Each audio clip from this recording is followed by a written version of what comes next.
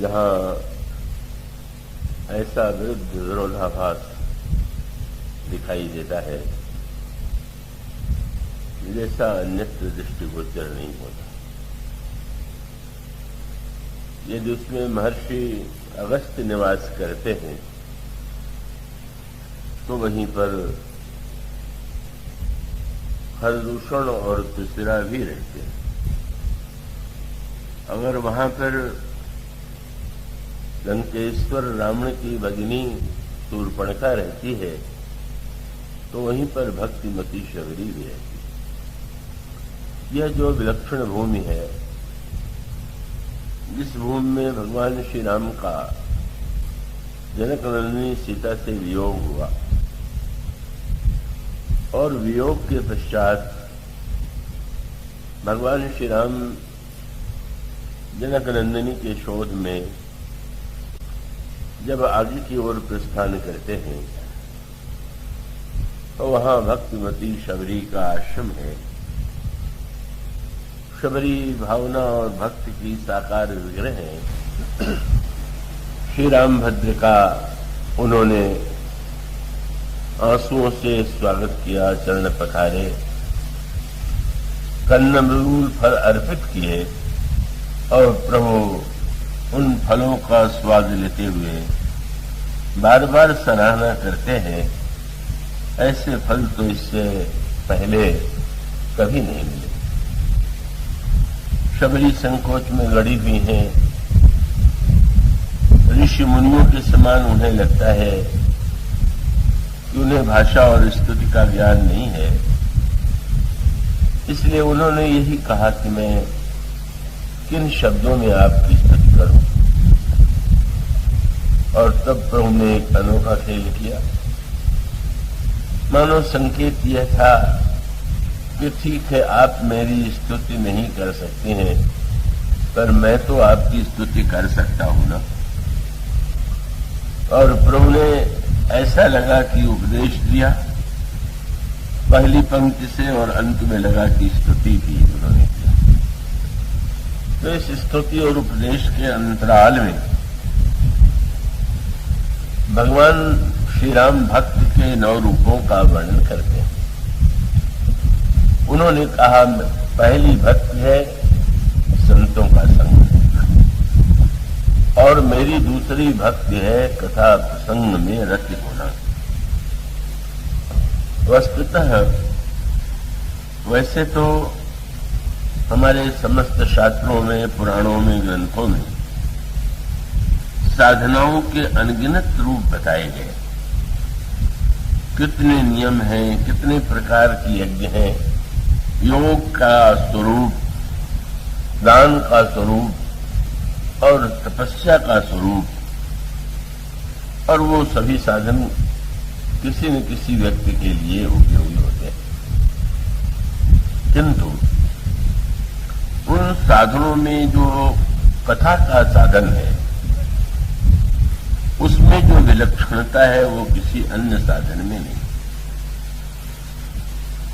और वह विशेषता यह है कि अन्य साधनों में तो किसी एक साधना को केंद्र बनाया जाता है, उसी की विशेषता को मुख्यता दी जाती है। किंतु कथा की विलक्षणता यह है कि जितनी साधनाएं हैं, आपको जो भी साधना करनी हो उन समस्त साधनाओं के लिए आपको कथा के माध्यम से का संदेश, संकेत और उपदेश मिल सकता है। यदि आप नाम जप करना चाहते हैं तो नाम जप का रूप क्या है? अगर भगवान के रूप का ध्यान करना चाहते हैं तो ध्यान क्या है? अगर आप योगाभ्यास करना चाहते हैं तो कथा में आपको वह भी मिल जाएगा। अगर आप और किसी प्रकार के साधन करना चाहें तो कथा का यह विलक्षण रूप है कि आप किसी भी प्रकार का साधन क्यों न करना चाहें, उसका कथा के माध्यम से का आपको जितना अधिक मार्गदर्शन प्राप्त होगा और किसी अन्य माध्यम से नहीं। इसीलिए आप यह पाएंगे कि गोस्वामी जी ने प्रारंभ में भगवान राम के कथा की वंदना अनेकों रूप में की है। बड़े कई पंक्तियां हैं और उन पंक्तियों को आपने पढ़ा होगा। कौश में गोस्वामी जी ने एक बड़ा मधुर वाक्य कहा। कई बार लोगों को लगता है कि हमें योग्य सद्गुरु नहीं मिलते, तो गोस्वामी जी ने कहा कि ये जो भगवान राम की कथा है, भगवान राम का चरित्र है, यह भी तो सद्गुरु है। पर गुरु जो हमारे सद्गुरु होते हैं उनका भी एक संप्रदाय होता है और उस संप्रदाय के अनुकूल वो साधना पद्धति का उपदेश देते हैं। अगर ये भगवान राम का चरित्र सद्गुरु है तो किस मार्ग का सद्गुरु है? और तब आपको पढ़ने को पंक्ति मिलेगी, सद्गुरु ज्ञान विराग योग। ज्ञान मार्ग के अनुयायी के लिए भी ये सद्गुरु है, वैराग्य पथ के पथिक के लिए भी ये सद्गुरु है, योग मार्ग के संदर्भ में जिनकी आकांक्षाएं हैं उनके भी सद्गुरु हैं। और उसके साथ साथ उन्होंने ये कहा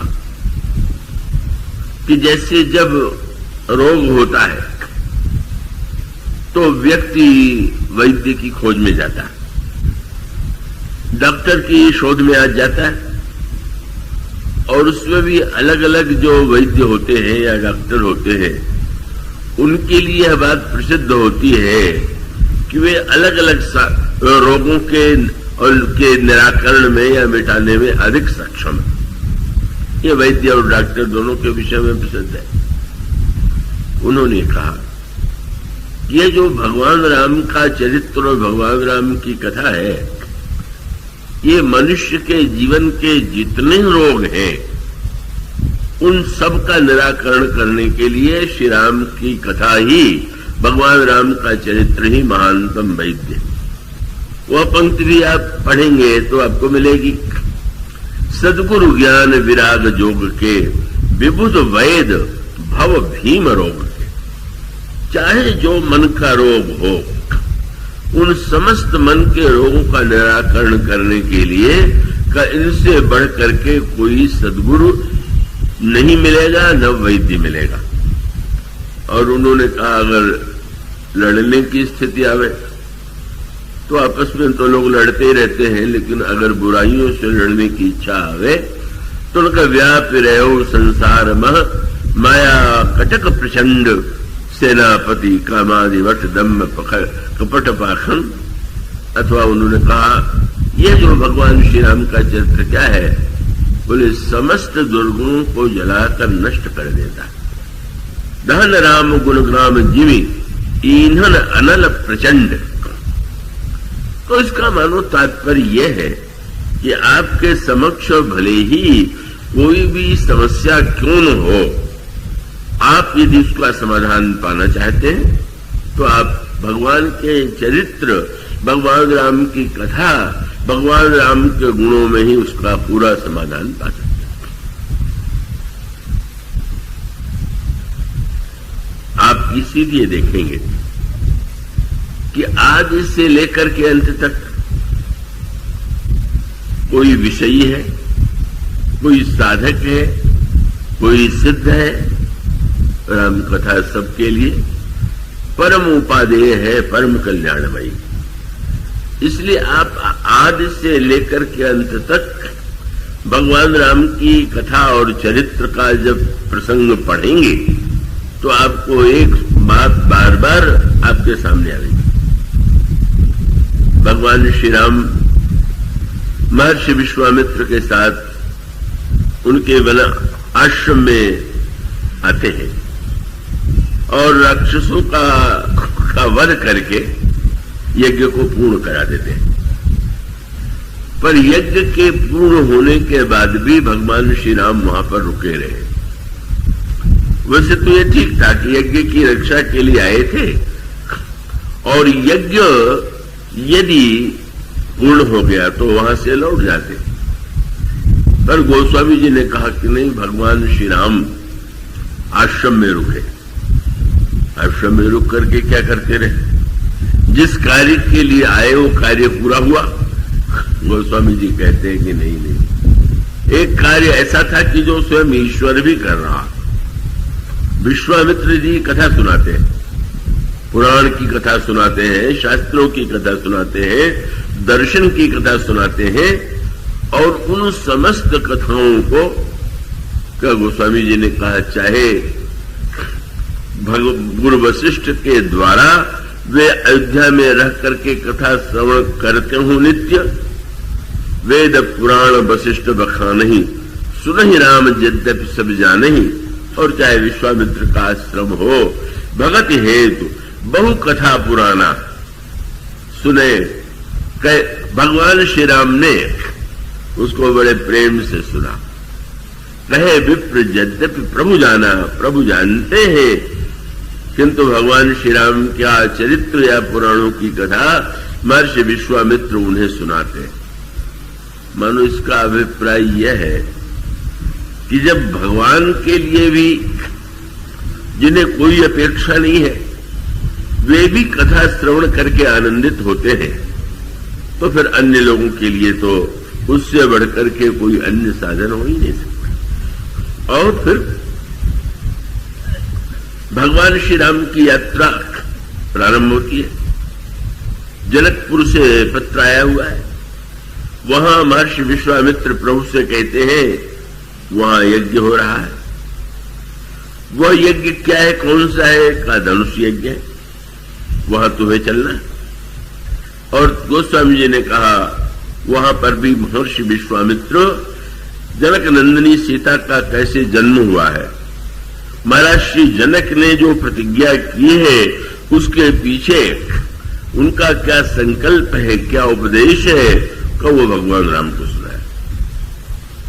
और भगवान श्री राम को सुनाने के बाद तम मुनि सादर कहा बुझाई, चरित एक प्रभु देखिए जाई। भगवान महर्षि विश्वामित्र ने जनक जी की चरित्र, जनक की कथा, जनक नंदिनी के प्राकट्य की कथा सुनाई, और फिर उसके पश्चात ये कहा कि हम चाहते हैं कि तुम धनुष यज्ञ में सम्मिलित हो। तो धनुष यज्ञ सुन रघुकुल ना था, हर्ष चले मुनिवर के साथ। मानो जनकपुर जाने की प्रेरणा भी जो प्राप्त होती है वो कथा के माध्यम से ही प्राप्त होती है। महर्षि विश्वामित्र सर्वज्ञ ईश्वर को निश्चित रूप से कथा सुनाते हैं, और उसके पश्चात तो कथाओं की जो परंपरा प्रारंभ होती है वो तो समाप्त होने का नाम ही नहीं लेती। महर्षि विश्वामित्र और प्रभु लक्ष्मण जी और प्रभु महर्षि विश्वामित्र के साथ यात्रा कर रहे हैं। मार्ग में एक आश्रम दिखाई देता है, और वो आश्रम जनशून्य है, और वो जनशून्य आश्रम में मनुष्यों की तो बात ही क्या, कोई पशु और पक्षी भी नहीं दिखाई दे रहा है। पशु और पक्षी भी वहां पर नहीं है, उसे प्रभु ने देखा। वैसे अगर देखें तो प्रभु सर्वज्ञ है, और सर्वज्ञ होने के नाते वो सब कुछ जानते हैं। लेकिन बहुत बड़े महत्व का सूत्र हम सबके लिए है। जब ये कहा जाता है कि प्रभु समस्त प्राणियों के हृदय में विद्यमान है, जब ईश्वर के विशेषणों की चर्चा करते हुए कहा जाता है कि ईश्वर सर्वज्ञ है, जब यह कहा जाता है कि ईश्वर सर्वशक्तिमान है, तो चाहे जितने बड़े बड़े शब्दों का हम प्रयोग करें, पर अगर व्यक्ति से पूछा जाए कि क्या भगवान की सर्वज्ञता का अनुभव आपको हो रहा है, सर्वशक्तिमत्ता का अनुभव हो रहा है? और इसका उत्तर यह है कि उन शब्दों को हम सुनकर के दोहरा देते हैं, पर उसका अनुभव नहीं होता। कई बार लोग कहा करते हैं, रामायण में भी एक पंक्ति कही गई कि प्रभु से कुछ कहने की आवश्यकता नहीं। प्रभु से कहने की इसलिए आवश्यकता नहीं कि प्रभु जानत सब विनय जो जनाए, का सिद्धि हो ही लोक रिझाए। प्रभु तो बिना जनाए ही सब जानते हैं, पर विचित्र वाक्य है, ये वाक्य भी कपट मुनि ने कहा और ये कह दिया कि प्रभु को जलाने की कोई आवश्यकता नहीं है। पर क्या ये सही बात है क्या? और इसका उत्तर यही कि नहीं नहीं, प्रभु भले ही सब कुछ जानते हो, प्रभु भले ही सर्वशक्तिमान हो, लेकिन सब सर्वशक्तिमान और सर्वज्ञ होते हुए भी जब तक आप अपनी बात उनसे नहीं कहेंगे, आप निश्चित रूप से इसी पद्धति को थोड़ा और अंतरंग में बैठ के देखें।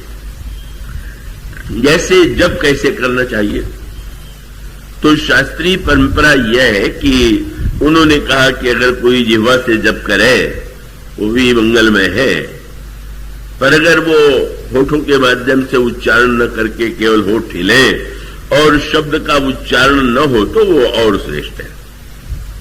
और होठ भी न हिले, केवल मन के द्वारा हो तो और उत्कृष्ट है। पर मानस की यह साधना पद्धति नहीं। रामचरितमानस में सबसे अधिक महत्व तो जिह्वा से जप करने का दिया गया। कृपया एकाग्र रह करके ये जो विचित्र सी बात लगती है उस पर आप ध्यान दें। गोस्वामी जी चाहे आप मेरे पत्रिकाओं को पढ़ें चाहे मानस को पढ़ें, ऐसा लगता है कि उन्होंने जिह्वा के जप को ही सर्वश्रेष्ठ स्थान दे दिया। अब गोस्वामी जी से कहा जा सकता है कि ठीक है, जिह्वा से जप जो है वो तो साधारण व्यक्तियों के लिए है, पर जो योगी होंगे वो तो केवल मन से ही करते होंगे। गोस्वामी जी की पंक्ति आप नाम वंदना के प्रसंग में पढ़िए। गोस्वामी जी कहते नाम जी है जप जागरणी जोगी, विरति विरंच प्रपंच वियोगी। बड़े बड़े योगी जो है वो जिह्वा से भगवान के नाम का जप करके उस मत तत्व का, उस दिव्य तत्व का अनुभव करते। गोस्वामी जी जिह्वा पर इतना बल क्यों देते हैं? क्या ये क्यों नहीं कह देते कि ये तो बहुत बढ़िया उपाय है? कि जब कोई व्यक्ति ये कहता है और अगर वो ये कहता है कि भाई हम तो माला आदि को दिखावा समझते हैं, हम तो बस मन ही मन करते हैं, तो सत्य भी हो सकता है और केवल न करने का एक बहाना भी हो सकता है। इसका अर्थ ये है कि भाई हम कहते कि हम दिखावा नहीं करना चाहते, इसलिए माला से जब क्यों करें, कि जब तो मन में ही होना चाहिए। तो बात तो सब ठीक ही है, ये भी ठीक। अब वो प्रसिद्ध वाक्य है, गंगा स्नान की क्या आवश्यकता? संत कबीर ने बार बार इसकी ओर संकेत किया, तीर्थ में स्नान करने से क्या होगा, मूर्ति का पूजन करने से क्या होगा, या केवल माला लेकर के जप करने से क्या होगा। माला तो कर में फिरे, जीव फिरे मुख माही, मनुआ तो 10 दिस फिरे, यह तो सब सुनना ही। ठीक है, जिन संतों ने यह बात कही उनका एक अपना दृष्टिकोण है कबीर ने, और अनेक ग्रंथों में इसका वर्णन किया गया। पर इसका दूसरा पक्ष बड़े महत्व का है और उस पक्ष को मानस में अत्यधिक महत्व दिया गया। और वो पक्ष यह है कि कहीं ये सारी वस्तुएं जो है वो हमारे जीवन में इसको अपने आलस्य या प्रमाद को छिपाने के लिए आड़ न बन जाए। और उसका अर्थ है कि किसी से कहा जाए कि भाई गंगा स्नान करने चलेंगे, और कह दे गंगा तो अपने हृदय में ही है, मन चंगा तो कठौती में गंगा। तो बात हो सकता है सही, पर क्या सचमुच मन चंगा है क्या? कि केवल दूर न जाना पड़े, स्नान न करना पड़े, इसलिए आपने वो वाक्य दोहरा दिया। इसलिए वस्तुतः व्यक्ति ऊंचे सिद्धांतों की आड़ लेकर के केवल अपनी जो उसकी दुर्बलताएं होती हैं, उसका प्रमाद, आलस्य और तमोगुण होता है, उसके समर्थन में वो प्रयोग करता है।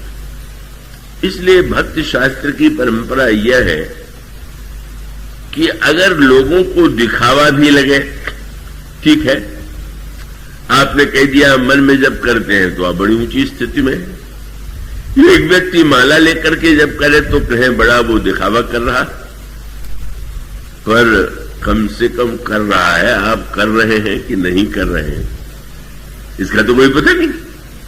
आप कह रहे हैं पर आपको क्या स्मरण होता है क्या? बल्कि गोस्वामी जी ने तो बड़ा विनोद भरा वाक्य कहा। तुलसीदास जी तो तुलसी की माला भी पहनते थे, जब भी करते थे माला पर। तो किसी ने गोस्वामी जी से कहा कि महाराज ये इस तरह के जब करना क्या दम्भ नहीं है? दम्भ माने दिखाने की चेष्टा। तो मैंने पत्रिका में गोस्वामी जी ने ऐसी साहित्यिक भाषा में बड़ी मीठी बात कही। उनका दम्भ हो कलि नाम कुंभज सोच सागर सोच। दम्भ से लिया गया भगवान का नाम भी कुंभज है और शोक सागर को सुखा देता।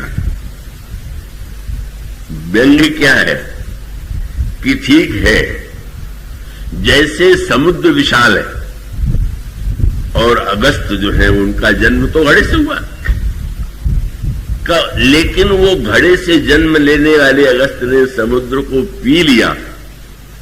सही न लगने पर जैसे वो सही है, उनका जैसे कुंभज जो है समुद्र को पी लेते हैं, इसी प्रकार से दम्भज राम नाम भी शोक को सोख लेता। अगर कुंभज सोख लेंगे तो दम्भज क्यों नहीं सोख लेगा? ये गोस्वामी जी की कितनी बड़ी आस्था है। अरे दम्भ के स्थान पर गोस्वामी जी कह सकते थे दम्भ छोड़ो, दम्भ तो छोड़ देना बहुत अच्छी बात, कपड़ छोड़ देना तो बहुत अच्छी बात, पर वह बड़ा अभी वर्तमान के संदर्भ में महात्मा गांधी हुए, उनके वो डायरी में बात आती है। किसी महिला ने कहा कि पहले तो मैं माला से जप करती थी पर मन तो लगता नहीं था, तो मुझे लगता था कि ये तो दिखावा है और कपट है, इसलिए मैंने जप करना छोड़ दिया। तो महात्मा जी ने ये नहीं कहा कि बहुत अच्छा आपने कपट हो गई तो बहुत अच्छा आपने किया। उनका देवी आपने तो उल्टा अर्थ ले लिया। त्याग करना चाहिए था कपट का, त्याग कर दिया माला का।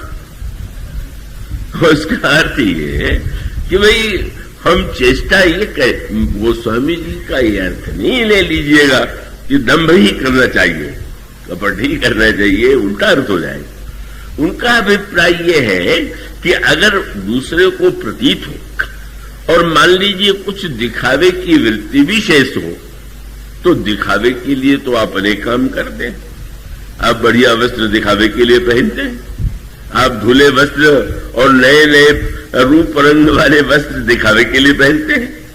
आप विवाह करते हैं तो उसमें न जाने क्या क्या दिखावे के लिए करते हैं। जीवन के हर क्षेत्र में तो आप दिखावा करते हैं, और जब नाम जप की और भक्ति की बात आती तो कहते हम दिखावा नहीं करते। कैसी विचित्र विडंबना है। अगर आपके जीवन में सचमुच बिल्कुल कोई दिखावा हो ही नहीं तो आपको एक कहने का अधिकार हो सकता है, पर पग पग पर हर क्षण दिखावा करें और केवल हम भक्ति का दिखावा नहीं करेंगे, इससे बढ़ करके मनुष्य अपने आप को ठग रहा है, इसका ये प्रमाण। तो सुंदर संकेत क्या है? गोस्वामी जी जिह्वा से बल क्यों देते हैं? वो कितनी मीठी भावना है उनकी, वो सोचिए। उन्होंने ये कहा, पूछा गया कि आप राम नाम का जब करते हैं तो आपको मंत्र में क्या दिखाई देता है? इसमें जो दो अक्षर है रा और म, आपको कैसे प्रतीत होते हैं? तो उनका मेरे तो माय बाप दुई आखर और शिशु अरनि अरोक। रा और मां मुझे अक्षर मंत्र नहीं है तो मां और पिता के समान दिखाई देते हैं, और मैं तो बच्चे की तरह। कितनी बढ़िया बात है। क्या बच्चा दूध के लिए जब वो भूखा होता है तो क्या वो मानसिक जप करने लगता है कि मुझे भूख लगी है मां तुम दूध पिलाओ? वो तो चीखेगा, चिल्लाएगा, पुकारेगा। मानो संकेत ये है कि भक्त ये कहता है कि अगर हम केवल मन से ही सब कुछ करेंगे तो जो इंद्रियां हैं इसका क्या उपयोग करेंगे? वेदांत में तो मान लीजिए केवल विचार का उपयोग है, पर भक्त शास्त्र का कहना तो ये है कि ये जितने अंग हैं उनका उपयोग कीजिए।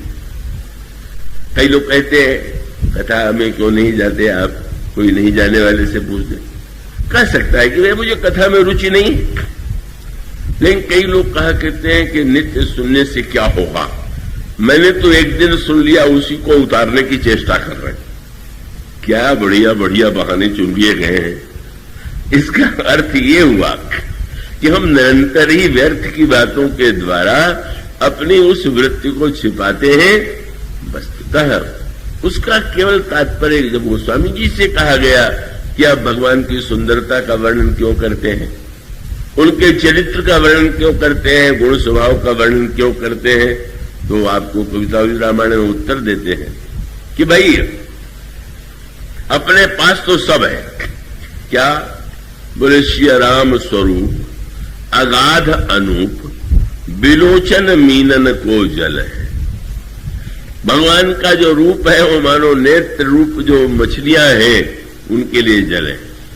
और फिर कान बोले स्तुति राम कथा, कजिह्वा बोले मुख राम को नाम, और फिर हृदय बोले ये पुण्य राम ही कोथल है। मति राम ही सो, रति राम ही सो, गति राम सो राम ही को बल है।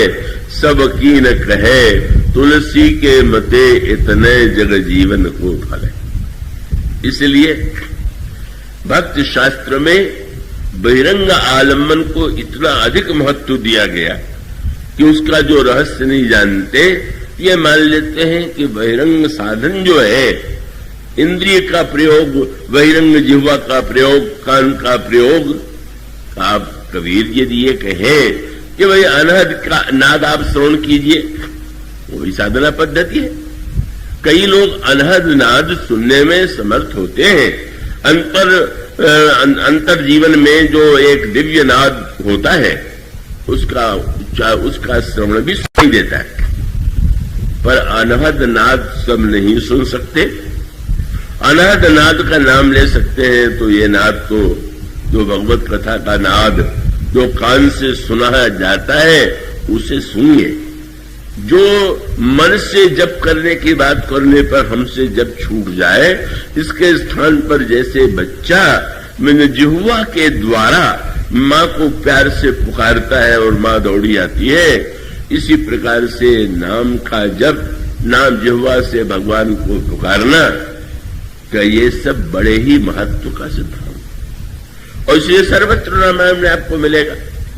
सर्वज्ञ ईश्वर में, सर्वशक्तिमान ईश्वर में कभी भी वो न तो सर्वज्ञता का प्रयोग करता है न सर्वशक्तिमत्ता का प्रयोग करता है, जब तक आप उसकी सर्वज्ञता के लिए उसको प्रेरित न करें, सर्वशक्तिमत्ता के लिए प्रेरित नहीं करें। वो तो सर्वज्ञ होते हुए इतना अल्पज्ञ बन जाता है कि रावण का सिर काटे जा रहे हैं, नए नए सिर निकलते जा रहे हैं, रावण मर नहीं रहा है। और तो भगवान राम सर्वज्ञ है कि नहीं? गोस्वामी जी ने कहा मरतन रिपु श्रम भयउ विशेखा राम विभीषण तन तब देख। मित्र विभीषण ये तुम्हारा भाई रावण कैसे मरेगा, इसका उपाय बताओ। पार्वती जी ने कहा बड़ी उल्टी बात हो गई। ईश्वर जो है वो जीव से पूछ रहा है कि रावण कैसे मरेगा। गोस्वामी जी कहते हैं उमा काल मर, शंकर जी ने कहा उमा काल मर जाकी इच्छा सो प्रभु कर जन प्रेम परीक्षा। और यही सूत्र है। अगर ईश्वर की आवश्यकता आपको है, उसके सर्वज्ञता की अभिव्यक्ति आपको चाहिए, उसके सर्वशक्तिमत्ता की आवश्यकता आपको है, तो आप उसको जगाइए। वो तो सोता रहता है। पुराण की भाषा तो बड़ी सांकेतिक है, बोले क्षीर सागर में सोते रहते। अब सोए हुए व्यक्ति को से कोई काम करना हो तो आप पहले उसको तो जगाएंगे। यह जब ये कहा जाता है कि भगवान को निमंत्रण देने जब अर्जुन और दुर्योधन गए तो भगवान वहां पर हैं अपने कक्ष में, पर सोए हुए। दुर्योधन पहुंचा तो सोए हुए। और अर्जुन ने जो ही प्रवेश किया, चरणों में बैठ गया, भगवान जग गए। बहुत मधुर भाषा है। दुर्योधन पहुंच गया पर ईश्वर को जगाना नहीं जानता, और अर्जुन में भक्ति भावना थी कि उसके पहुंचते ही भगवान जग गए। इसलिए भक्त शास्त्र में अंतरंग साधनाओं को महत्व देने के साथ साथ बहिरंग साधनाओं को अत्यधिक महत्व दिया गया। और यह महत्व आपको उस संदर्भ में आप समझते हैं? जो लोग इसकी ऐसी बात करते हैं, क्या श्री भरत से बढ़ करके वे विरागी, त्यागी, ज्ञानी कुछ हैं क्या? कितनी सुंदर बात आती है कि जब भगवान राम श्री भरत को विदा करते हैं, अयोध्या जाकर के आप राज्य चलाइए, तो श्री भरत मान लेते हैं। पर कितना सुंदर सूत्र है। क्या बोले? बिनु आधार मन तो सन शांति। प्रभु आप मुझे कोई आधार तो दीजिए। भरत जी को बहिरंग आधार की आवश्यकता है क्या? अगर बहिरंग आधार जो है निम्न कोटि की बात है, आधार बिना कोई व्यक्ति होता है क्या?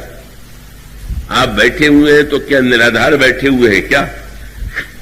आप बैठे हुए हैं पृथ्वी पर, आपकी प्रत्येक क्रिया के लिए कोई न कोई आधार चाहिए, और यह निराधार कुछ नहीं होता। और इसलिए भरत जी आग्रह करते हैं, बिनु आधार मन तो सन शांति।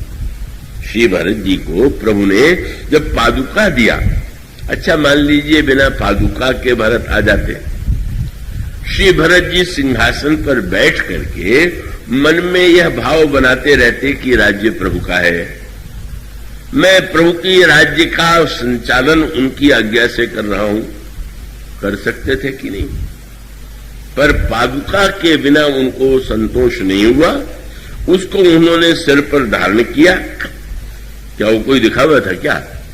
और वहां से लौट करके जब अयोध्या के राज सिंहासन पर प्रभु को की पादुका को उन्होंने पधराया, मानो सूत्र यह है कि ये वस्तुतः ये जो बहिरंग वस्तुएं हैं, उसका अर्थ मानो यह तात्पर्य है कि श्री भरत के द्वारा वही फिर बात आती है कि कोई व्यक्ति कह दे बड़े हमारे ऊंचे विचार हैं, पर उसको साकार अभिव्यक्ति जब आप देंगे तो आपको उस अभिव्यक्ति के लिए बहिरंग की अपेक्षा ही होगी। और इसलिए श्री भरत सिंहासन प्रभु पादुका सिंहासन प्रभु पादुका पर श्री भरत जी ने उस पर पादुका को सिंहासन प्रभु पादुका बैठारे निरुपाधि, और बैठाने के बाद नित पूजहि प्रभु पावन प्रीति न हृदय समान मांग मांग आय सुकरत राजकाज बहुभान। वो पादुका की नित्य पूजा करते हैं और जितने काम करते हैं वो पादुका से आज्ञा लेकर के करते हैं, पर उसका मूल तत्व यह है, और यह बड़े महत्व का सूत्र है कि बहिरंग के बिना व्यक्ति कभी कभी अंतरंग में इतने जल्दी अपने आप को बदल लेता है, और वो उसकी विकृतियां उसको कहां तक पहुंचा देती हैं कोई सीमा नहीं। इसलिए वस्तुतः भगवान बिना जनाए जानते हैं।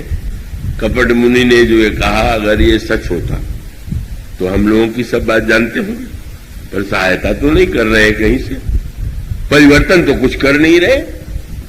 आप उनको सर्वशक्तिमान कह रहे हैं पर वो आपको बचा नहीं रहे, आप उनको सर्वज्ञ कह रहे हैं पर आपकी समस्याओं को जानते हुए नहीं दिखाई दे रहे। इसलिए आवश्यकता है कि वस्तुतः हम जब ये शब्द कहा जाता है ना कि मन वचन कर्म विकार तजी तव चरण हम अनुराग ही।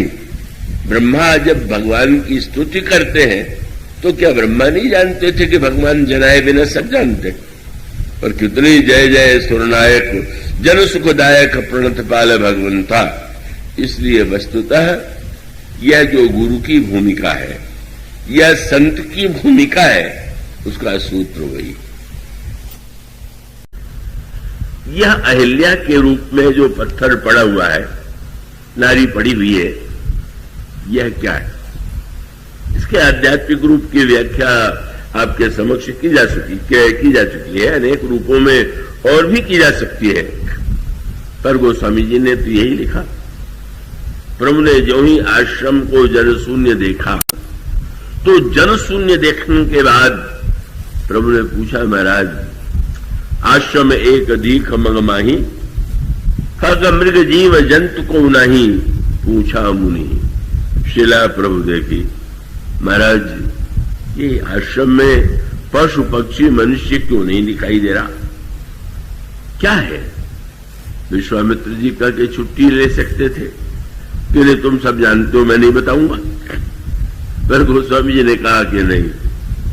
जब उन्होंने पूछा तो पूछा, मुनि शिला प्रभु देखी, तो सकल कथा मुनि कही विषय की। यह कथा सूत्र माने कथा वह माध्यम है कि जिस माध्यम के द्वारा अपनी गुरु के माध्यम से गुरुदेव ने उस कथा को ऐसे रूप में प्रस्तुत किया कि भगवान के हृदय में कृपा और करुणा का संचार हो, और कृपा और करुणा के द्वारा उस अहिल्या के रूप में जो बुद्ध की जड़ता है, मानो गोस्वामी जी विनय पत्रिका में भगवान राम से कहते हैं कि प्रभु मैंने सुना है कि त्रेता युग में आपने अहिल्या जो पत्थर की बनी हुई थी उसका आपने उद्धार कर दिया, पर मुझे विश्वास तो तब होगा जब यह आप करके दिखावें।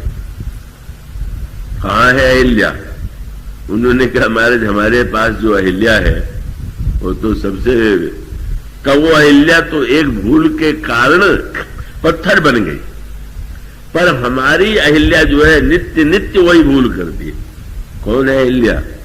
मेरे पत्रिका में कहते हैं, सहस शिला होते जड़मति भई, बुद्धि हमारी जड़ हो गई है। उस बुद्धि ने एक बार धोखा खा लिया, वह इंद्र को गौतम समझने की भूल कर बैठी और उसे श्राप मिला, तुम पत्थर हो जाओ। और वही भूल हम नित्य हमारी बुद्धि धोखा खाती रहती है। ऐसी जड़ता का उदय हो गया है, और इस जड़ता के विनाश के लिए कथा की अपेक्षा है। कथा के द्वारा एक उद्धार होता है। अगर व्यक्ति अपनी बुद्धि की जड़ता को चैतन्य करना चाहे तो मानो सूत्र यही है कि प्रभु अगर आप इस अहिल्या को, हमारी बुद्धि की जड़ता को दूर कर दें तो मुझे विश्वास हो जाएगा कि त्रेता युग में आपने अहिल्या का उद्धार किया। पर उसमें बीच में जो माध्यम है, अहिल्या भी वही और भगवान भी वही, पर माध्यम तो गुरुदेव है। संत ने कथा सुनाई, और जैसा मैंने कहा संत जो है वो कथा का अर्थ बदलने में बड़े निपुण होते हैं। अर्थ बदलने का अर्थ होना लीजिएगा कि जैसे लोग अनर्थ करते हुए दिखाई देते हैं। अनर्थ करने वालों की संख्या भी कम नहीं है, वो तो बहुत है, पर इसका अर्थ है कि हम उस अर्थ के द्वारा क्या चाहते और जो चाहते। अब मान लीजिए भगवान राम ने पूछा महर्षि विश्वामित्र से कि महाराज ये कौन है? तो महर्षि यह भी कह सकते थे, अरे ये अहिल्या, ये तो महान का अशुद्ध पातिव्रत से भ्रष्ट हो गई और इसके पति ने ही शाप दे दिया कि जाओ, कोई तुम्हारे पास नहीं आएगा, पक्षी भी पास में नहीं रहेंगे। लेकिन संत जब उसी कथा को सुनाता है, जब सुग्रीव भगवान की शरण में विभीषण आए और सुग्रीव से बंदरों ने आकर के कहा, ये रावण का भाई आया हुआ है, कह रहा है मैं प्रभु की शरण में हूं, तो सूचना देने में ही पता चल गया कि वो शरणागति के विरोधी विभीषण के। प्रभु ने पूछा, सुग्रीव जी क्या समाचार है? तो ये कह सकते थे कि पुलस्त का नाती, पुलस्त के नाती हैं, विश्रवा मुनि के बेटे हैं, विश्रवा मुनि के बेटे विभीषण आपकी शरण में आए हुए। तो सूचना कैसे देते? आवा मिलन दशानन भाई, महाराज दशानन का भाई मिलने आया हुआ। शब्द भी एक तो व्यक्ति का परिचय पिता के नाम से देना चाहिए कि भाई के नाम से? पिता और प्रपिता का नाम नहीं। और नाम भी रावण का कौन सा चुना? 10 मुंह वाला। मानो भगवान ये कह सकते हैं कि भाई कोई बात नहीं है, वो तो कह रहा है ना कि मैं शरण में आया हुआ हूं। कोई व्यक्ति अपनी बात कह के बदल जाए तो कहते हैं तुम्हारा एक मुंह है कि 2 मुंह है। सुग्रीव का तात्पर्य था कि जब 2 मुंह वाले पर विश्वास नहीं किया जाता तो 10 मुंह वाले का भाई, इसकी बात का क्या विश्वास किया जाए? आप किसी बात को रखते हुए ऐसे ढंग से रख दीजिए कि सामने वाले के मन में उसको सुन करके उसके प्रति क्रोध आ जाए, तृष्णा आ जाए, और ऐसे रूप में रख दीजिए कि सुन करके उसके प्रति सहानुभूति और सद्भाव उत्पन्न हो जाए। तो संत की विशेषता क्या है? संसार के व्यक्ति तो दूसरों के विषय में जब कुछ कहते हैं तो दोष को और बढ़ा करके उसकी निंदा करते हुए कहते हैं, और संत ने जब सुनाया तो कथा का सार क्या था? अंत में कहा। शब्द गोस्वामी जी का देखेंगे। महर्षि विश्वामित्र कहते हैं गौतम नारी, परिचय देते हैं महर्षि गौतम की पत्नी, और उपल देह, और शब्द कितना सुंदर है, उपल देह धरि थीर, कितनी धैर्यशालिनी है। हजारों वर्ष से धैर्य पूर्वक आपकी प्रतीक्षा कर रही। अब कोई कुतार्किक होता तो कह देता कि अब पत्थर प्रतीक्षा नहीं करेगा तो क्या चलने लगेगा क्या? मानो संत की विशेषता ये है कि एक ही वाक्य में उसने जीवन का अर्थ बदल दिया। बोले प्रभु एक क्षण के लिए अगर अहिल्या विचलित हो गई तो उसको शाप मिला, और हजारों वर्ष से जो अडिग है उस पर तो ध्यान देना चाहिए। एक क्षण के लिए विचलित हो जाने से क्या हुआ? अगर वो नहीं विचलित, कब से गौतम नारी शाप बस उपल देह धरि थी। और उसके बाद अगला वाक्य क्या करे? स्पष्ट बता देते क्या? आप जा रहे हैं धनुष यज्ञ में और आपके अनेक गुण हैं, तो अनेक गुणों की आपको वहां जाकर के तो अपने पौरुष की परीक्षा देनी है धनुष तोड़ करके। लेकिन आपका एक प्रसिद्ध गुण कृपा है। इस समय कृपा की परीक्षा है। क्यों? अगर कोई श्रेष्ठ व्यक्ति को सम्मान दे दे तो कृपा थोड़ी है, वो तो प्रतिदान है। तो आपकी कृपा है कि नहीं, उसकी परीक्षा तो अहिल्या है। मानो संत जो है वही भगवान के गुण को, अब अगर वो चाहते तो कह सकते थे कि आप तो मर्यादा पुरुषोत्तम है। मर्यादा पुरुषोत्तम श्री राम के लिए बड़ा प्रसिद्ध शब्द है, पर विश्वामित्र ने तो नहीं कहा कि आप मर्यादा पुरुषोत्तम, क्योंकि मर्यादा पुरुषोत्तम कहे और अहिल्या की मर्यादा नष्ट हुई है तो वो तो आवश्यक है कि भगवान उसका दंडित या अपराधी मान ले। पर संत ने कृपा गुण को, और कृपा गुण जो वो स्वामी जी ने मेरे पत्रिका में बड़े सुंदर ढंग से कहा।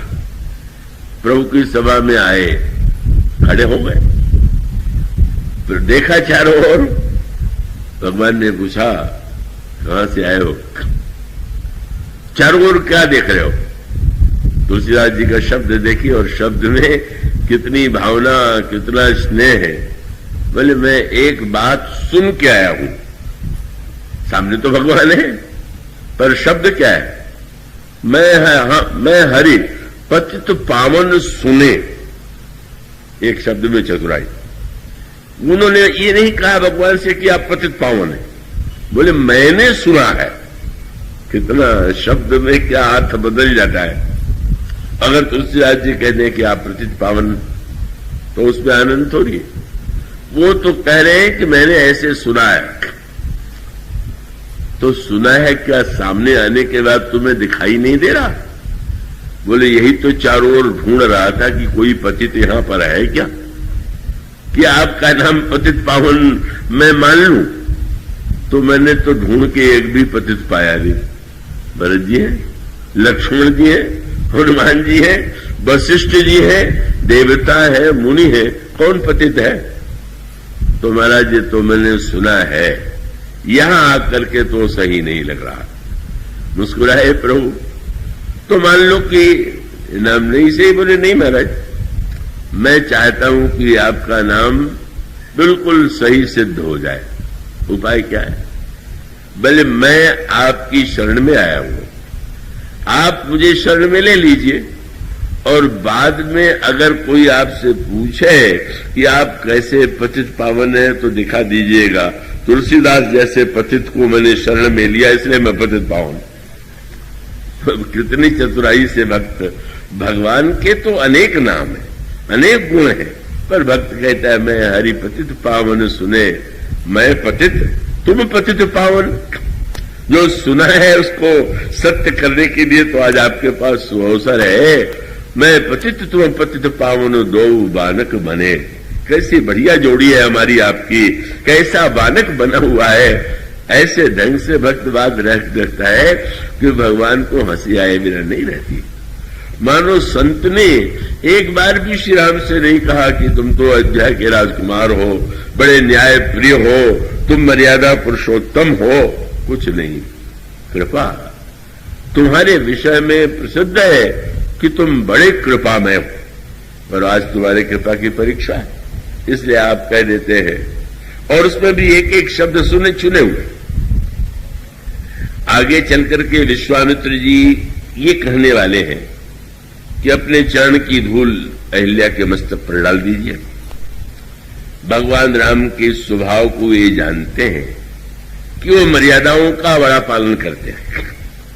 भगवान राम एक मुनि पत्नी के मस्तक पर अपनी ओर से धूल डाल दे, कोई किसी के चरण की धूल लेके माथे पर चढ़ावे, यह बात तो समझ में आ सकती है, पर आप ही अपने पैर की धूल दूसरे के माथे पर डाल दें तो आपकी यह बात तो बड़ी अमर्यादित और अशिष्ट प्रतीत होगी। तो मुनि जी ने कितनी बढ़िया भूमिका मानी। क्या कहते शब्द देखें आप, गौतम नारी शाप बस उपल देह धरी धीर, चरण कमल रज चाहती। मैं नहीं आदेश दे रहा हूं कि चरण कमल की धूल डाल, ये चाहती है। कितने संत की भाषा को अगर आप उस अर्थ में देखें, कह सकते थे कि महाराज मैं चाहता हूं कि आप अपने चरणों की धूल डाल दीजिए, पर सजग संत ने यह सोचा कि क्या श्री राम जब क्षत्रिय जाति के परिवार में उन्होंने जन्म लिया तो क्या मुनि की पत्नी के सिर पर धूल डालना उन्हें उपयुक्त लगेगा? तो आपने तुरंत कहा मैं नहीं कह रहा हूं, चरण कमल रज चाहती। क्यों चाहती है महाराज? उद्धार ही चाहना चाहिए कि नहीं? आपके उद्धार के जो 3 मुख्य केंद्र हैं, भगवान नेत्र के द्वारा भी उद्धार करते हैं। कृपा का एक केंद्र नेत्र है, दूसरा भुजा है। कि भगवान राम ने देखा बंदर थक गए हैं तो राम कृपा करी चितवा जब ही, भय विगत श्रम रत भई। भगवान राम कभी नेत्र के द्वारा श्रम दूर कर देते हैं और कभी भगवान राम भुजा के द्वारा। जब गिद्ध को गोद में उठाया तो गिद्ध को गोद में उठा करके कर सरोज सिर पर सेव, कृपा सिंधु रघुबीर, देख राम छवि धाम मुख, विगत भई सब पीर। महर्षि का अभिप्राय यह है कि आपसे मैं कह सकता हूं कि कृपा करके देखिए, कह सकता हूं कि जरा इस शिला के ऊपर हाथ रख दीजिए, पर मैं क्या करूं? ये जो पाषाणी है ये मुझसे कह रही है कि इनसे अनुरोध कीजिए कि चरण की धूल मेरे ऊपर डालें। संत ने उसमें भी भाव की सृष्टि कर दी। क्या महाराज अहिल्या डर रही है कि अगर आप नेत्र से कृपा करने चले और सारे अपराध दिखाई दे गए तो बड़ा संकट आ जाएगा। इसलिए अब कृपा करना है तो नेत्र तो मूंद लीजिए, और भुजा से कृपा करना चलेंगे तो धनुष बाण आपने ले रखा है अपराधियों को दंड देने के लिए, तो हाथ के सामने समस्या है। इसलिए मेरे ऊपर नेत्र से भी कृपा मत कीजिए, भुजा से भी कृपा न कीजिए। तब बोले उन चरणों से कृपा कीजिए जिनसे गंगा निकली है, जिस गंगा ने आज तक पापी पुण्यात्मा किसी जाति पाति कुल का विचार नहीं किया, आप उन चरण कमल रज चाहती, कृपा करो रघुवीर। एक वाक्य में ही संत कितने अर्थ दे देता। संत कितना को सब लोग जानते भी नहीं कि भगवान से अपनी बात कैसे रखनी चाहिए, कैसे उनके सामने बात कही जानी चाहिए। और वह कहने के बाद प्रभु ने तत्काल आज्ञा का पालन किया। पर सतपद पावन शोक न सावन प्रकट भई तब पुंज सही, देखत रघुनायक जन सुखदायक सन्मुख होई कर जोरी रही। और तब अहिल्या ने स्तुति किया। महर्षि गौतम आए, अहिल्या को लेकर के चले गए। प्रभु महर्षि विश्वामित्र के साथ आगे बढ़े। पर चले राम लक्ष्मण मुनि संगा, गए जहां जग पावनी गंगा। भगवान श्री राम गंगा के किनारे, और वहां पर हमारे यहाँ की परंपरा है कि जब नदी में तीर्थ में नहाइए तो महिमा पहले।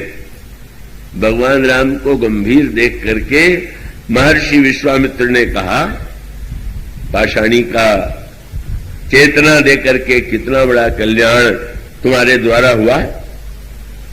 भगवान राम गंभीर है। भगवान राम ने महर्षि की ओर देखा, क्योंकि वो शील के आगार हैं, अभिमान का लेश नहीं है। प्रभु को यह गर्व नहीं हो गया मैंने अहिल्या का उद्धार कर दिया, जड़ को चेतन बना दिया। गोस्वामी जी कहते हैं विनय पत्रिका में, शिला साप संताप सुगति दई परसत पावन पाऊं, लेकिन दई सुगति सुन सोन हरस ही, चरण छुए को पछताओ। थोड़ा लग रहा है कि ठीक है अहिल्या चाहती होंगी, गुरुजी आपने कह दिया, पर मैंने तो अमर्यादित कार्य किया ही कि एक मुनि पत्नी के सिर पर अपना चरण डाल दिया है, तो मुझसे तो बड़ा पाप हो गया। तो आपने पूछा कि महाराज ऐसा कोई अवसर आ जाए कि जब कोई पाप न चाह करके भी हो जाए तो कोई प्रायश्चित है। गंगा की धारा बह रही थी, महर्षि ने कहा गंगा में स्नान कर लो। व्यंग था, भाई चरण की धूल डाल दिया तो तुम्हें पाप लग रहा है, तो गंगा भी तो तुम्हारे चरणों से निकली है, जब उसको भी अपने सिर पर डाल लोगे तो चलो बराबरी की बात हो जाएगी। और तुम्हें इतने शीलवान है कि गोस्वामी जी ने कहा, बस जिस समय प्रभु ये आदेश में गए जहां जग पावनी गंगा, तब प्रभु ऋषि समेत नहाए, विविध दान में ही देवन पाए। और उसके पश्चात भगवान राम की यात्रा में गंगा का कैसे प्राकट्य हुआ, गंगा की क्या महिमा है। अभी अहिल्या की कथा सुना रहे थे, अब गंगा की कथा सुनाने लगे। और जब जनकपुर में गए तो कथा थोड़ी रुक जाती है, वो तो चलती ही रहेगी नए रूपों में, नए नए अर्थों में। महर्षि विश्वामित्र वहां पर नित्य जनकपुर में जब रहते हैं तो भी नित्य कथा सुनाते हैं। और प्रभु जो है भगवान श्री राम का, गोस्वामी जी ने कहा, कथा इतिहास पुरानी, रुचिर रजन जुगजाम सिरानी। रात्रि में 2 घड़ी जब व्यतीत हो जाती है तब कथा समाप्त होती है, और उन कथाओं का उद्देश्य अलग अलग होता है। जिस समय जो स्थिति है वहां पर उसके अनुकूल कथा वे कहते हैं, और कथा को नया अर्थ दे देते हैं, नया रूप दे देते हैं, और भगवान से वह करने का अनुरोध करते हैं जो अपेक्षित है। कथा हो रही, लक्ष्मण जी भी बैठे हुए, लेकिन कथा सुनने का एक उनके हृदय में भाव उदित हुआ। क्या? लखन हृदय लालसा विसेखी, जाई जनकपुर आइए देखी। लालसा उत्पन्न हुई कि जनकपुर जाकर के देखें। तो वैसे तो यह लग सकता है कि लगता है कथा में मन नहीं लगा। अब कथा हो रही है और बैठे बैठे जनकपुर देखने की इच्छा उत्पन्न हो गई। मैं समझता हूं कि आप में भी से कई श्रोता ऐसे होंगे, बैठे होने के बाद भी सोच रहे होंगे कहां जाना है, क्या करना है।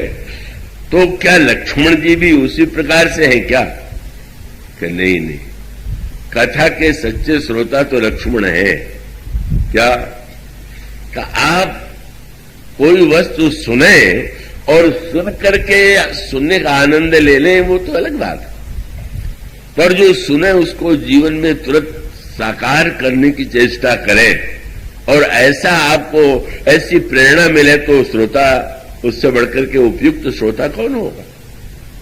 और महर्षि विश्वामित्र की जो कथा है उसको सुन करके लक्ष्मण जी के हृदय में जब जनकपुर देखने की लालसा उत्पन्न होती है तो यह कथा का ही उद्देश्य है, कथा का ही फल है। और फल वही संकेत आपको यहां मिलेगा और सीता जी के प्रसंग में वाटिका में मिलेगा।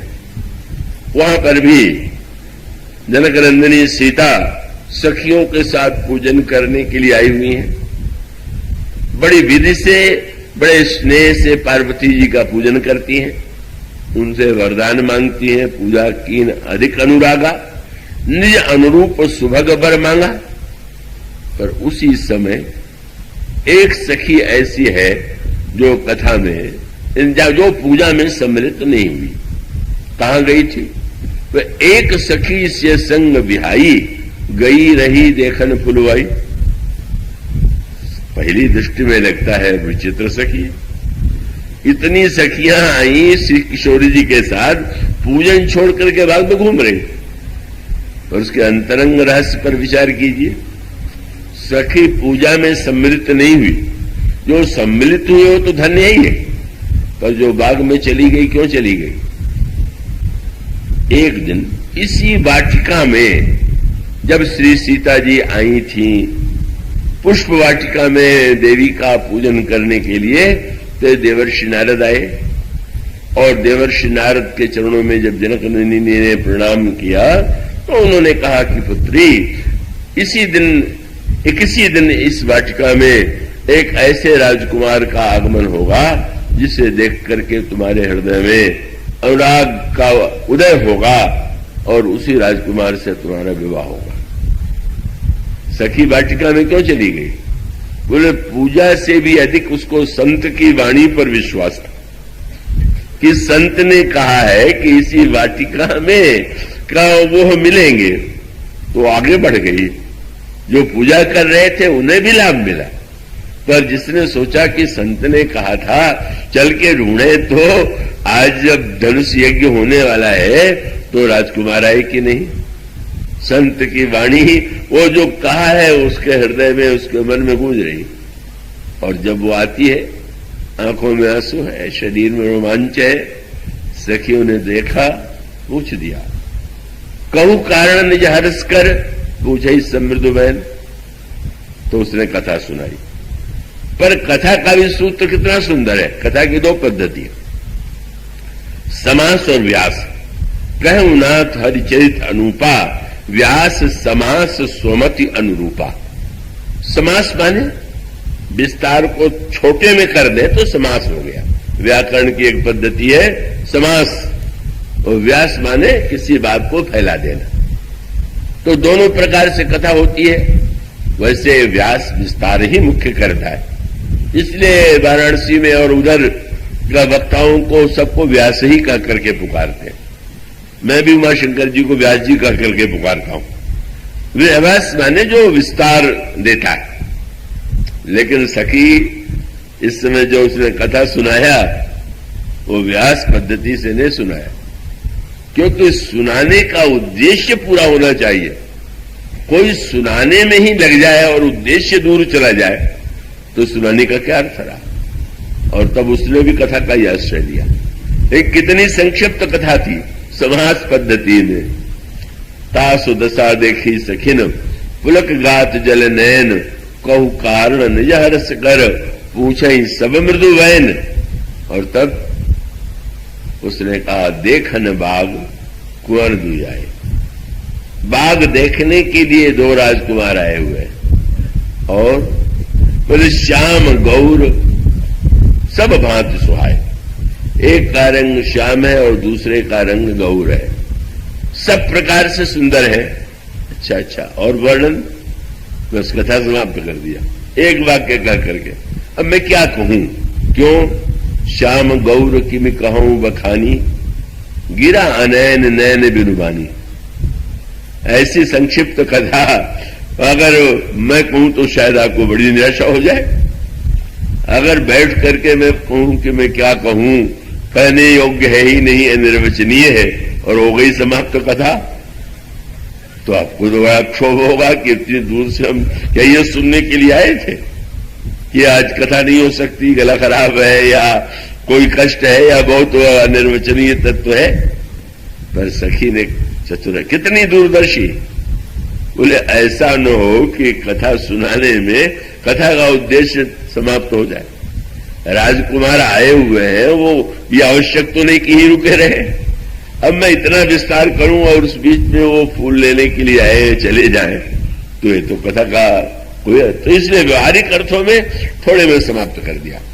पर थोड़े में भी इतनी बात कह दी कि वो बात सचमुच जो है कभी बहुत विस्तार में भी लगता है कि जैसे भूसे भूसा है और उसमें कोई सार नहीं, और कभी थोड़े में भी लगता है न कह करके भी उसने जितना कह दिया। सखी कहती है, अरे तुम तो वर्णन करने चली थी, चुप कैसे हो गई? और चुप कैसे हो गई तो उसने ये कहा, गिरा अनयन नयन विनुबानी। मैं क्या करूं? जिह्वा बोलती है पर उसके पास आंखें नहीं, और आंखें देखती हैं पर उसके पास जिह्वा नहीं, इसलिए मैं अब वर्णन समाप्त कर दी। क्या नहीं कह दिया? वेदांत की अनिर्वचनीयता का प्रतिपादन कर दिया। वेदांत कहता है ब्रह्म अनिर्वचनीय है, वाणी के द्वारा उसके विषय में कुछ नहीं कहा जा सकता। इसलिए वेदांत का प्रसिद्ध श्लोक है का वो गुरु महोदय वृक्ष के नीचे बैठे हुए हैं और गुरु जी युवा है और जितने श्रोता है वो वृद्ध है। और वो भाषण क्या हुआ? बोले गुरुस्तु मौन वाख्यानम। गुरु जी ने मौन रह करके भाषण दिया और शिष्य उसको सुनकर के धन्य हो गए। तो मनुष्य का अभिप्राय यह है अनिर्वचनीयता का। वेदांत की दृष्टि से इस कथा का सार था ब्रह्म अनिर्वचनीय, और भक्ति की दृष्टि से इसके दो तात्पर्य थे। एक तो यह कि अगर कोई सखी यह कहे कि ये तो सारे संसार का नियम है कि हम आंखों से देखते हैं और जिह्वा से बोलते हैं, तो तुमने आंखों से देखा तो जिह्वा से बोलो। सखी ने कहा नहीं, अन्यत्र तो संभव है कि गिरा से जीवन नेत्र से देखें और जिह्वा से कहें। क्यों? बोले जिन वस्तुओं को हम देखते हैं वो भी अपूर्ण है, तो अपूर्ण का वर्णन करने के लिए अपूर्ण इंद्रियों का उपयोग कर सकते हैं। नेत्र भी अपूर्ण, जिह्वा भी अपूर्ण, और साथ साथ संसार की जिस वस्तु का हम वर्णन कर रहे हैं वो भी अपूर्ण। किंतु यहां क्यों नहीं? बोले वो पूर्ण का वर्णन अपूर्ण से कैसे हो सकता है? ब्रह्म है पूर्ण, नेत्र और जिह्वा दोनों अपूर्ण है, इसलिए अपूर्ण से पूर्ण का वर्णन नहीं हो सकता। और तीसरा संकेत और बड़ा कर दिया, क्या? नेत्र से देखने के बाद आप जब उसका वर्णन करते हैं तो कैसे वर्णन करते? आपको पहले मन और नेत्र से आपने देखा, मन को साथ में लगाया तो ही दिखाई देगा। अब जब ये सोचें कि हमें सुनाना है तो फिर बुद्धि की सहायता लेंगे, किस भाषा में बोलें, कैसे वर्णन करें, और बुद्धि से आश्रय लेने के बाद जिह्वा से बोलेंगे। सखी ने बहुत बड़ी बात कह दिया। बोले अब वर्णन इसलिए नहीं कर पाऊंगी कि जो बीच वाला माध्यम है उनको देखने के बाद मन तो वही रह गया, और जब मन वही रह जाए तो फिर बुद्धि को कौन बतावे और कौन सुनावे? माने वह ईश्वर जहां जाकर के मन फिर लौट के नहीं आता। मैं आ गई हूं इसलिए कि मुझे कर्तव्य प्रतीत हुआ। इतने में कितना सुंदर कह दिया कि सुनने का तत्काल फल हुआ। सुनि हर्षी सब सखी से आनी, क्या कथा का फल है? सिय ही अति उत्कंठा जानी, और व्यग्रता हो गई। थोड़े में समाप्त कर देने से और व्यग्रता हो गई। अरे, और जब उसके पश्चात फिर वो कथा सखियां प्रोत्साहित करती हैं, और तुम चली अग्र करी प्रिय सखी सोई। मानो कथा का उद्देश्य भी भगवान को पाना है, उत्कंठा उत्पन्न करना है, और उत्कंठा उत्पन्न करने के बाद जनक नंदिनी अनुगमन करती है। और इसी प्रकार से विश्वामित्र जी जब जनकपुर की गाथा सुनाते हैं, जनक नंदिनी की चर्चा करते हैं और जनकपुर का वर्णन करते हैं, तो लक्ष्मण जैसे श्रोता समझ गए कि ये जो वर्णन गुरु जी ने किया है जरा देखना भी तो चाहिए। इसलिए उत्कंठा क्या है? बोले गुरु जी ने बताया वो महाशक्ति जो संसार का निर्माण करती है, वही जनक के पुत्री के रूप में उन्होंने जन्म लिया है।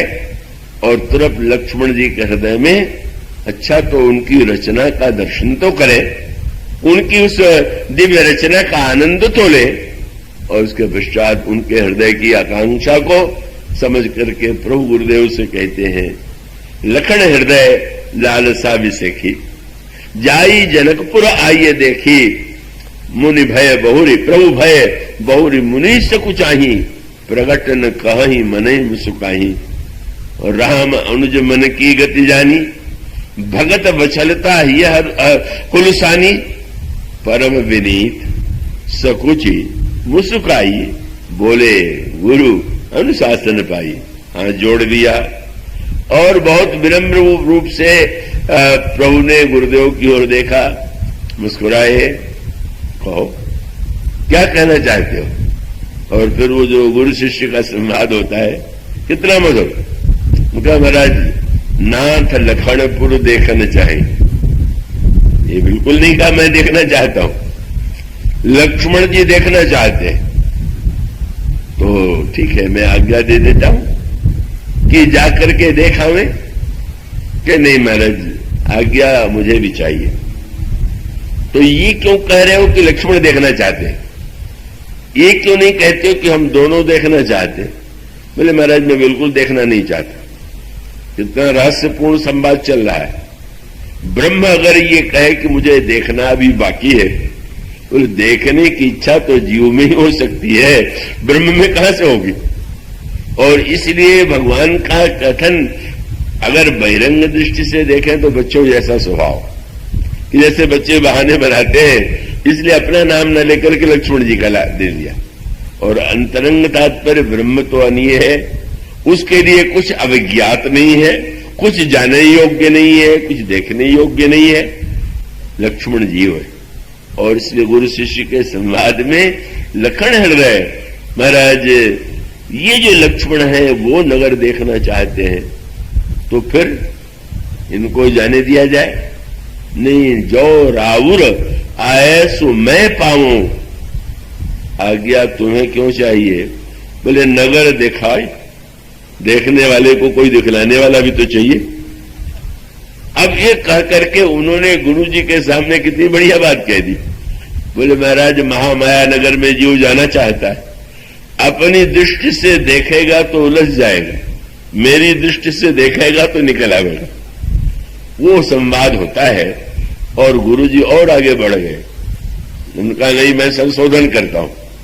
तुम कह रहे हो कि ये देखना चाहते, तुम दिखाओ, मैं आदेश देता हूं कि जाए देखे आओ नगर, सुख निधान दो भाई।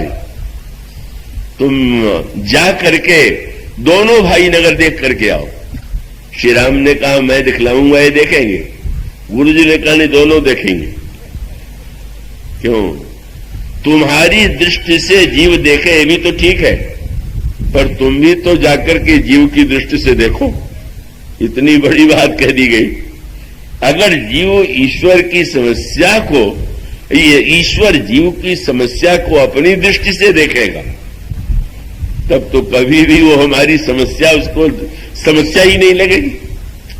आप सोचिए, ईश्वर की दृष्टि में हमारी क्या क्या समस्या का महत्व है। हम और आप समझते हैं कि बड़े महत्वपूर्ण व्यक्ति हैं। आप आधुनिक चाहे प्राचीन वर्णन पढ़ लीजिए आकाश का, कितने ग्रह हैं, कितने नक्षत्र हैं, और आपके उस सारे ब्रह्मांड में सबसे छोटी है पृथ्वी, और उस विशाल पृथ्वी में भी एक नन्हे से हम लोगों का स्थान तो एक आपके शरीर में अगर एक मच्छर का भी जो महत्व वो भी नहीं, कोई अर्थ ही नहीं, मानो अनंत अगर अपनी दृष्टि से देखेगा। इसीलिए अवतार भक्त लेने के लिए क्यों कहते हैं, बोले ऊपर से शायद आपको नहीं दिखाई देता, वो तो आप जरा हवाई जहाज पर चढ़ के देखने लगिए तो आपको छतरपुर में सब कुछ वह नहीं दिखाई देगा। भक्त कहते हैं उतर करके तो आइए, उतर करके नीचे उतर के हमारी समस्याओं को हमारी आंख से देखिए। इसलिए संत की चतुराई ये है कि उसने कहा नहीं, ये इनको दिखलाना तुम ये देना, और वही कथा का तत्व। भगवान राम गए और तुरंत गोस्वामी जी ने लिखा, राम दिखावही अनुजहि रचना, कही मृदु मधुर मधोवर बचना। भैया लक्ष्मण ये देखो, ये देखो, ये देखो, और आश्चर्य, लक्ष्मण कैसी अद्भुत रचना है, ऐसा तो मैंने दृश्य कभी देखा ही नहीं। गोस्वामी जी को दिखना पड़ा कि लव निमेश महभुवन निकाया, रचई जासु साधन माया, भवत हेतु सोई दीन दयाला, चितवत चकित धनुष मखसाला। भगवान भी आश्चर्यचकित हो गए। ईश्वर स्वयं अपनी माया, माया का विस्तार जब देखता है तो चकित हो जाता है। ऐसी रचना, चितवत चकित धनुष मखसाला।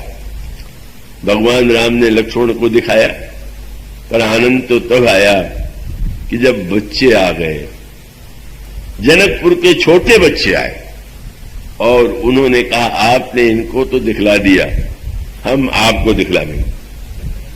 और वही हुआ, पूर्व बालक कही कही मृदु वचना, सादर प्रभु ही देखा वही रचना। बच्चे, कितनी बढ़िया बात है। हमारे बड़ों की दृष्टि से जिस बात का महत्व नहीं है, बच्चों के लिए उसका बड़ा महत्व है। अब कोई कह देता है अरे ये क्या है, तो खिलौने की तरह, मिट्टी का मिठाई की तरह। अरे भाई बच्चे के लिए उसका भी बड़ा महत्व है। तो मानो बच्चे भगवान से कहते हैं कि अब आप देखिए, यही वस्तुतः कथा का उद्देश्य क्या है। भगवान और जीव के बीच का संवाद ही कथा है। और कथा का तत्व, हनुमान जी से जब प्रभु का मिलन हुआ तो प्रभु ने अपना चरित्र सुनाया और हनुमान जी से कहा कि आपने चरित्र कहा मैं गाई, कहो विप्र निज कथा बुझाई। हनुमान जी ने जब सुनाया तो कहा महाराज एक मंद में मोह बस, कुटिल हृदय अज्ञान, पुनि प्रभु मोहि विसारे हो दीन बंधु भगवान।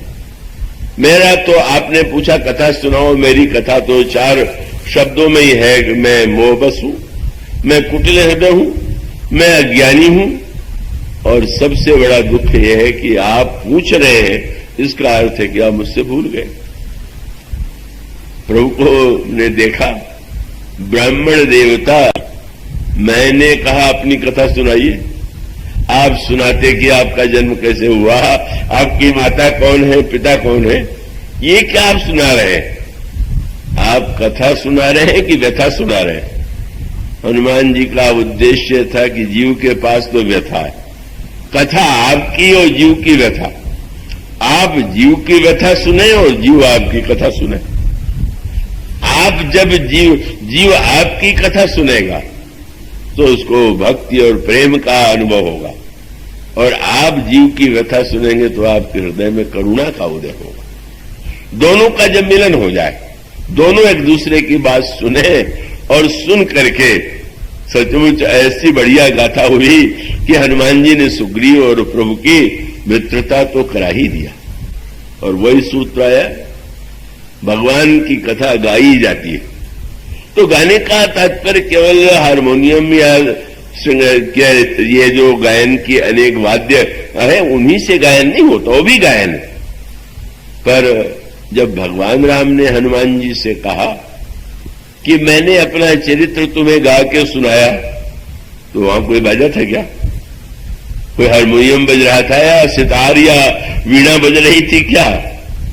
पर वस्तुतः भगवान भी गाता है, भगवान भी गाते हैं और भक्त भी गाता है। पर आपने सुना होगा कि गायन में राग रागनी होती है। ठीक समय पर ही राग और रागनी का प्रयोग करना चाहिए। आप जानते हैं भगवान के राग रागनी और भक्त के राग रागनी में? बस उसका उत्तर यह है कि जब भक्त सुनावेगा तो वो तो एक ही राग, वो रागों का जो संगीत में नाम है उस राग में भक्त नहीं सुनाता। कौन से?